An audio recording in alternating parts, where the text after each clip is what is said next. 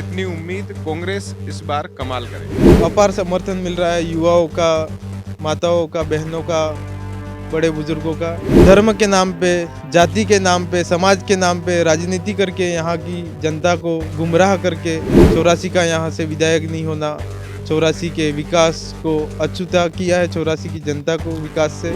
आदिवासी अंचल अस्मिता से जुड़ा हुआ मुद्दा उठाते हैं तो आदिवासी तो महेश रोत भी है। आरक्षण के माध्यम से आदिवासियों के अलावा कोई चुनाव नहीं लड़ सकता है और उनका भविष्य के साथ खेला, आज कहीं नौकरी नहीं लग सकता, ऐसी स्थिति है। ठीक है, वोटों की राजनीति के लिए हुआ या मकसद कुछ और है? ये सब वोटों की राजनीति के लिए, ये धर्म के नाम पे, जाति के नाम पे। सब लोग आपस में प्यार प्रेम से रहते थे, लेकिन अब बोलने में, बात करने में मुझे ही महसूस हो रहा है या सच में ऐसा? लोगों ने यहाँ का सामाजिक ताना बाना बिगाड़ दिया, यहाँ के लोगों को शिक्षा से पत्थरबाजों का गैंग सक्रिय हो गया। कांग्रेस मुझे समर्थन दे दे यहाँ पे अघोषित तौर पर, जैसे लोकसभा में दिया था। हेट की भावना से देखा गया। राजकुमार जी ने चुनाव जीतने के दूसरे दिन ये कहा कि हम कांग्रेस के गठबंधन के साथ नहीं है। आपका मुकाबला किससे मानते हो, बीजेपी से या बाप? दोनों ही जाति और धर्म के नाम की राजनीति करने वाली पार्टियों से है। तोड़ने का नुकसान कांग्रेस को कितना संभावित है? कितना ये वोट खिसक सकता है या कांग्रेस के साथ बना? जो काम कर सकती है उनको साथ में लेके चलने वाली पार्टी है।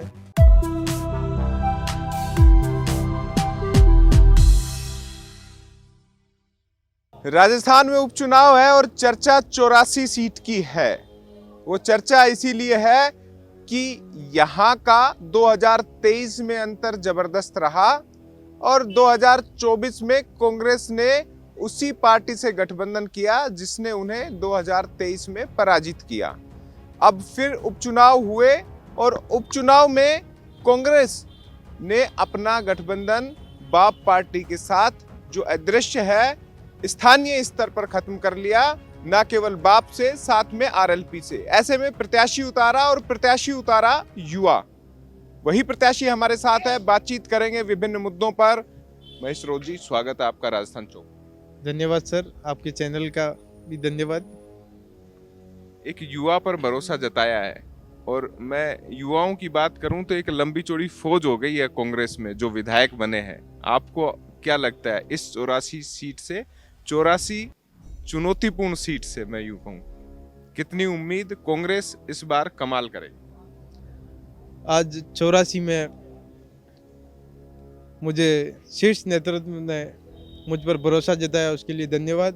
और 84 की जनता अब यहाँ से युवा पे, जो यहाँ कहीं ना कहीं युवा पीछे छूट रहा था, दूसरी पार्टियों में जा रहा था, कांग्रेस ने मुझ पे भरोसा जताया है। और ज़रूर ही यहाँ हम जहाँ भी जा रहे हैं लोगों से मिलने, अपार समर्थन मिल रहा है युवाओं का, माताओं का, बहनों का, बड़े बुजुर्गों का। और निश्चित ही यहाँ से पॉजिटिव रिजल्ट की आशा है।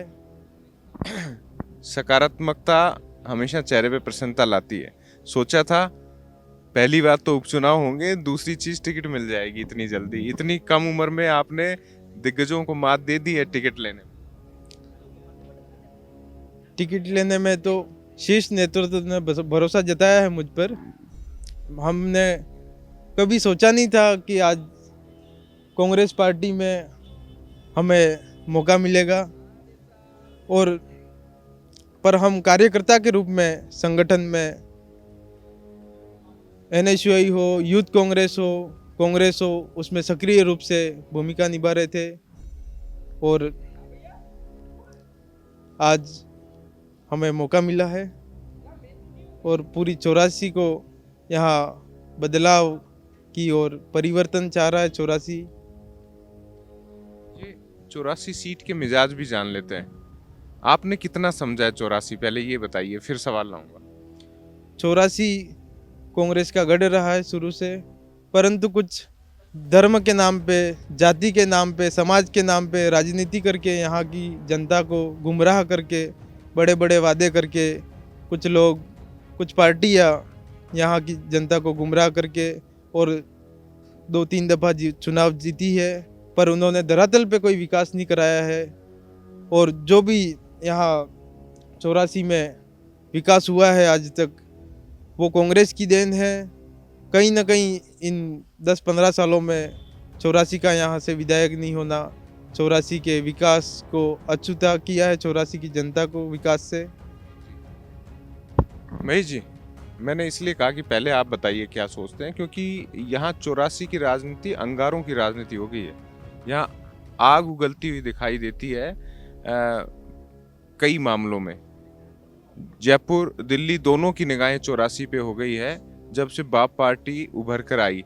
कई मामलों में कई जो विषय रहे हैं राजनीतिक तौर पर, उनमें विकास की बात हो या अन्य मुद्दे हो, और ख़ास तौर पर जो जोहार से जुड़ा हुआ, आदिवासी अंचल अस्मिता से जुड़ा हुआ मुद्दा उठाते हैं, तो आदिवासी तो महेश रोत भी है। आदिवासी यहाँ की अधिकतम जनसंख्या आदिवासी है 84 की, और पूरे टीएसपी क्षेत्र की जनता है आदिवासी, और सभी पार्टियों के लोग यहाँ आरक्षण के माध्यम से आदिवासियों के अलावा कोई चुनाव नहीं लड़ सकता है। आज आपने बताया कि बीएपी वाले पहले बीटीपी लेके आए थे, कई सारे नियम लेके आए कि एक बार चुनाव लड़ेगा, और राजकुमार जी ने उन नियमों को तोड़ के और दोबारा चुनाव लड़ लिया, नई पार्टी बना दी। आज यहाँ की जनता परेशान है कि यहाँ विकास से कहीं ना कहीं अछूता रखा 84 को, और बड़े बड़े वादे लेके मुद्दे लेके आए, परंतु धरातल पे कोई काम नहीं हुआ। और आज हमारे युवाओं की ऐसी स्थिति है कि इन्होंने काकरी डूंगरी प्रकरण करा के या यहाँ के युवाओं पे केस लगे, और आज युवा यहाँ पे शिक्षित युवा पेशियाँ कर रहा है कोर्ट की, और उनका भविष्य के साथ खेला। आज कहीं नौकरी नहीं लग सकता, ऐसी स्थिति है। कहीं ना कहीं शिक्षा से अछूता किया 84 को, और यहाँ का जो सामाजिक ताना बना है उसको बिगाड़ने का काम किया है। ये क्या वोटों की राजनीति के लिए हुआ या मकसद कुछ और है बड़ा? ये सब वोटों की राजनीति के लिए, ये धर्म के नाम पे, जाति के नाम पे इन्होंने यहाँ का सामाजिक ताना बना है, बिगाड़ने का काम किया। और ये बीजेपी की तरह ही काम करते हैं, वो धर्म के नाम पे वोट मांगती है, ये जाति के नाम पे, समाज के नाम पे, और समाज को कहीं ना कहीं गर्त में ले जाने का काम कर रहे हैं ये। तो महेश रोत किस नाम से मांग रहा है वोट? महेश रोत कांग्रेस के विकास के नाम से मांग रहा है। महेश रोत 84 के विकास के नाम से मांग रहा है। और हमारी जो कांग्रेस सरकार की जो योजनाएं हैं, जो आज यहाँ गरीबों के लिए जन कल्याणकारी योजनाएं बनाई है कांग्रेस ने, चाहे वो रोजगार के लिए हो, नरेगा पेंशन योजना हो, या तमाम तरह की यहाँ पे आदिवासियों गरीबों के लिए जो कांग्रेस ने योजनाएं बनाई, आज भू स्वामित्व का अधिकार दिया, तमाम तरह के जो अधिकार दिए, शिक्षित किया यहाँ कांग्रेस ने लोगों को। आज जिन कॉलेजों में पढ़ के वो निकले हैं, जो आरक्षण दिया कांग्रेस ने, और जो एक लोकतंत्र स्थापित किया, तो पूरे देश की नींव रखने का काम किया कांग्रेस ने। और हमारी यहाँ गरीब आदिवासियों के लिए जो विकास के काम किए, जो विकास के लिए इनको मुख्य धारा से जोड़ने के लिए जो योजनाएं लाई कांग्रेस, उनके नाम पे हम लोगों के बीच जा रहे हैं। और जनता आज याद कर रही है कांग्रेस की योजनाओं को, चाहे वो चिरंजीवी योजना हो या महंगाई राहत कैम्प के द्वारा जो योजनाएं का लाभ मिला है जनता को, चाहे वो लाइट बिल माफ़ी हो या फूड पैकेट के माध्यम से लाभ मिला। जो आज महंगाई से, बेरोजगारी से देश की जनता, 84 की जनता परेशान है। 84 की जनता, मुझे लगा कुछ एक चीज़ से और परेशान है। मैं कहूँगा थोड़ा पानी भी कोई मंगवा दे ताकि आप पानी भी पी लें। लगातार चुनाव यात्रा में रहे हैं तो थोड़ा जल पिएंगे तो अच्छा रहेगा। लेकिन ये सवाल भी ऐसा है कि गला सूख जाता है उस पीड़ा को सुन के। लोग थोड़े डर में लगते हैं, हिचकिचाए हुए लगते हैं। ये अंचल ऐसा नहीं था, यहाँ सब खुशहाल थे, अच्छी थी, सब लोग आपस में प्यार प्रेम से रहते थे। लेकिन अब बोलने में, बात करने में मुझे ही महसूस हो रहा है या सच में ऐसा है? देखो 15 साल से यहाँ पे धर्म के नाम पे, जाति के नाम पे लोगों ने यहाँ का सामाजिक ताना बाना बिगाड़ दिया। यहाँ के लोगों को शिक्षा से भ्रमित कर दूर करने का काम किया, जिसकी वजह से यहाँ क्षेत्र में कहीं ना कहीं अशांति का माहौल है। कोई खुल के किसी के विरुद्ध बोले तो आज ऐसी स्थिति है कि कोई बोलना नहीं चाह रहा। आज पत्थरबाजों का गैंग सक्रिय हो गया। हमारे इधर महीना 1.5 महीना हुआ, आज एक परिवार जा रहा था यहाँ से और नेंगाला के पास में पत्थर मारे गाड़ी पे और छोटे बच्चे 2 साल का बच्चा था, उसकी मौत हो गई। तो यहाँ पे ऐसी स्थिति है, अशांति फैलाई है लोगों ने और दोनों ही पार्टियां ने सामाजिक ताना बाना बिगाड़ने का काम किया है। यहाँ के जो युवाओं को शिक्षा से भ्रमित कर दूरी बनाई, जिसकी वजह से लोगों को बताया इन्होंने कि हमारे यहाँ कोई कानून लागू नहीं होता है, 5वीं अनुसूची लागू करेंगे, कडाना से पानी ले आएंगे और बड़े बड़े वादे, बड़े बड़े मुद्दे लेके आए, बिल प्रदेश बना देंगे। तो मैं इनसे पूछना चाहता हूँ कि आज 3 बार वो चुने हैं 84 की जनता को गुमराह करके, तो आज तक आपका एक भी वादा आपने पूरा किया? आज समय था जब कांग्रेस की सरकार में इन्होंने जब समर्थन दिया, समय था उनके पास कि उनके वादे मुद्दे पूरे कराने का, तब उन्होंने अलग ही गठजोड़ करके किसी भी प्रकार का कोई लेटर नहीं जारी करवाया सरकार से और बिना किसी बात के गुप्त मीटिंगों से समर्थन दे दिया। तो जनता जान चुकी है कि ये लोग खाली भ्रमित करते हैं, उनके घर भरने का, उनके घर की रोटियां सेकने का काम करते हैं समाज का नाम लेकर। मुद्दे तमाम बड़े हैं, थोड़ा जल ले लीजिए, फिर उसके बाद चर्चा जारी भी रखेंगे। और महेश जी, मुद्दा आपने सही छेड़ा। मेरी अभी बाप पार्टी के सेलुम्बर के प्रत्याशी से बातचीत हो रही थी, जितेश कटारा से। मैंने इंटरव्यू लिया, साक्षात्कार हम सबका करते हैं।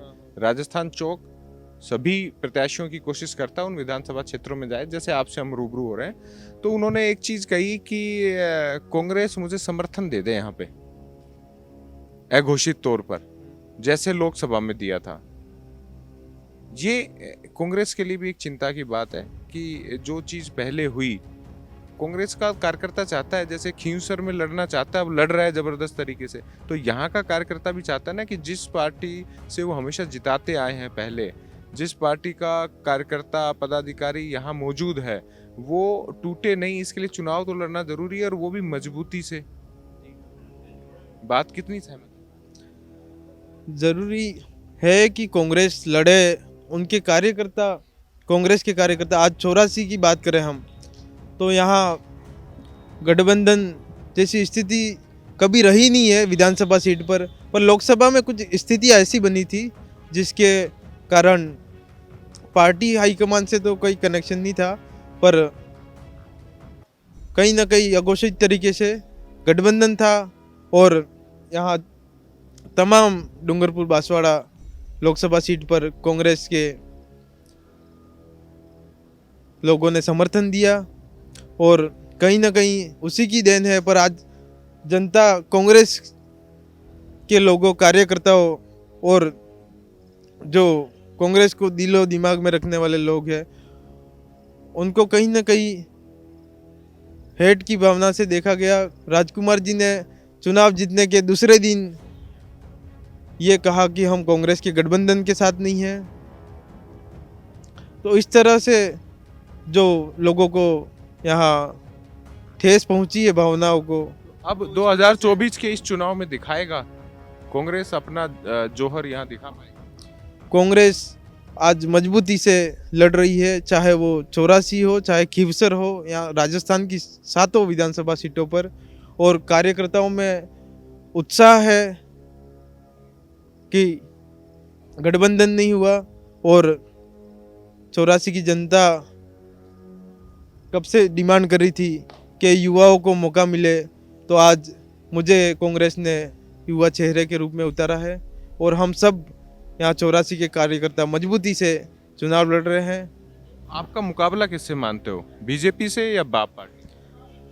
मुकाबला दोनों ही जाति और धर्म के नाम की राजनीति करने वाली पार्टियों से है। आज विकास का कोई काम गिनाने के लिए नहीं है इनके पास, और जो भी रिजल्ट है वो आपको 23 तारीख के दिन जनता दिखाई देगी। युवा उम्मीदों भरा हुआ है। बिल्कुल 84 का युवा, 84 का यहाँ गरीब, शोषित, वंचित, आदिवासी सभी उम्मीद लेके बैठे हैं कि आज कांग्रेस की सरकार रहेगी तभी हमारे भविष्य है। हमारे यहाँ शिक्षा है, रोजगार है, यहाँ सिंचाई के लिए पानी की सुविधा है, तमाम तरह के विकास है, वो कांग्रेस के अलावा किसी और पार्टियों से संभव नहीं है। दूसरी पार्टियां धर्म नाम और जाति के नाम की राजनीति करके आज 84 की जनता को गुमराह करके पिछले 15 सालों से 84 को विकास से अछूता रख रही है, और 84 की जनता समझ चुकी है कि कांग्रेस के साथ, कांग्रेस के हाथ के साथ चलेंगे तभी हमारे यहाँ सारी मांगे मजबूती से मानी जाएगी। और हमारे देश के नेता राहुल जी गांधी जातिगत जनगणना के लिए डिमांड कर रहे हैं, जिससे हमारे यहाँ टीएसपी क्षेत्र के शिक्षित लोग चाहते हैं कि यहाँ पृथक आरक्षण मिले हमें, तो वो जातिगत इस आधार पे माध्यम से संभव है। लेकिन सरकार बीजेपी की है, चुनौती तो है, सारे मंत्री यहाँ पे आए हुए हैं। जातिगत जनगणना केंद्र सरकार करा रही है। हमारी लोकसभा का जो विपक्ष है वो मजबूती से आवाज़ रख रहा है, और हमारे देश के नेता राहुल जी गांधी कश्मीर से कन्याकुमारी तक भारत देश को जोड़ने का काम कर रहे हैं, और निश्चित ही यहाँ 84 की जनता उनके हाथ मजबूत करने का काम करेगी। 84 जनता देख रही है उनकी सारी गतिविधि। जी हाँ, असर जाएगा? असर जाएगा, बिल्कुल जाएगा। एक सवाल यूं ही है, यहाँ एक हुमर है कि परंपरागत रूप से मुस्लिम SC/ST वोट कांग्रेस का माना जाता है। हालांकि आप कह रहे हैं कि जातिगत धर्म के आधार पर तोड़े जा रहे हैं, लेकिन उस तोड़ने का नुकसान कांग्रेस को कितना संभावित है, कितना ये वोट खिसक सकता है, या कांग्रेस के साथ बना हुआ? देखो, कांग्रेस है 36 कौम को साथ में लेके चलने वाली पार्टी है, और गरीबों को, शोषितों को, आदिवासियों को और सभी के लिए जो काम कर सकती है उनको साथ में लेके चलने वाली पार्टी है। आज बीजेपी की सरकार है पिछले 10 सालों से केंद्र में, तो आज ऐसी स्थिति है देश में, सामाजिक ताना बाना कहीं न कहीं बिगड़ता जा रहा है, और महंगाई, बेरोजगारी इतनी बढ़ चुकी है। मोदी जी 15 लाख का वादा करके सत्ता में आ गए थे, 2 करोड़ नौकरियां हर साल देने का वादा करके आ गए थे।